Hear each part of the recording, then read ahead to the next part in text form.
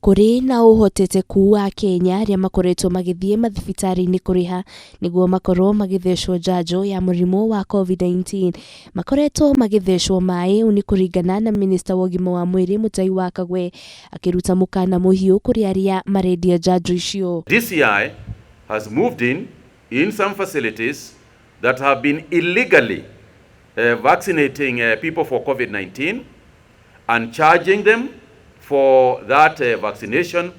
And I would like to tell Kenyans that such exercises that are going on are illegal, and chances are that you are not even being vaccinated with proper vaccines. There is every possibility that you are even being vaccinated with water and paying for it. Mutahi yaugite mathibitari maya maitiitikiritio gukorwo makiheyana njanjo na gutire njanjo irarihio guku bururi-ini. I want to warn the country and Kenyans at large. First, vaccination in Kenya is free. Nobody should be charging you for it. That's number one.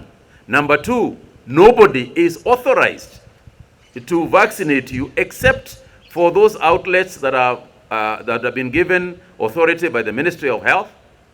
And not only have they been given authority by the Ministry of Health, they vaccinate for free. Maya mokite oriri mihang'o ya uthecani wa njanjo irathie na mbere guku bururi-ini.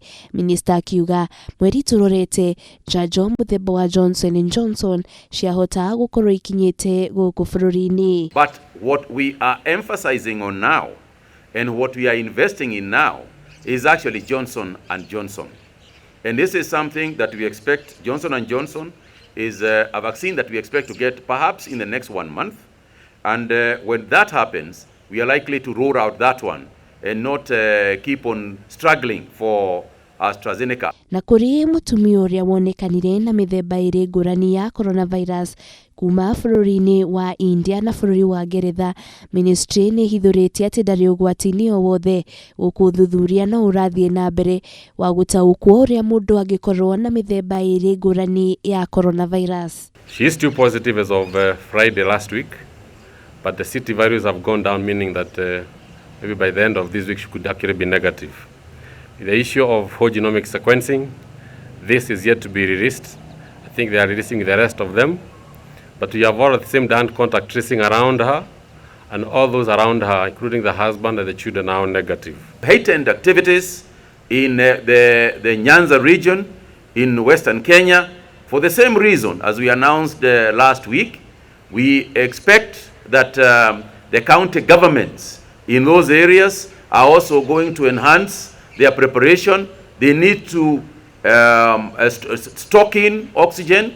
They need to prepare. Maya mokite oriri andu 432 monekanite na murimu wa COVID-19 na gukinyaniria andu 171 658 aria marwarite guku bururi-ini, ikiro kia ugwatania ikirugamira gicunji gia 11.4 hari 100, andu 366 makihona.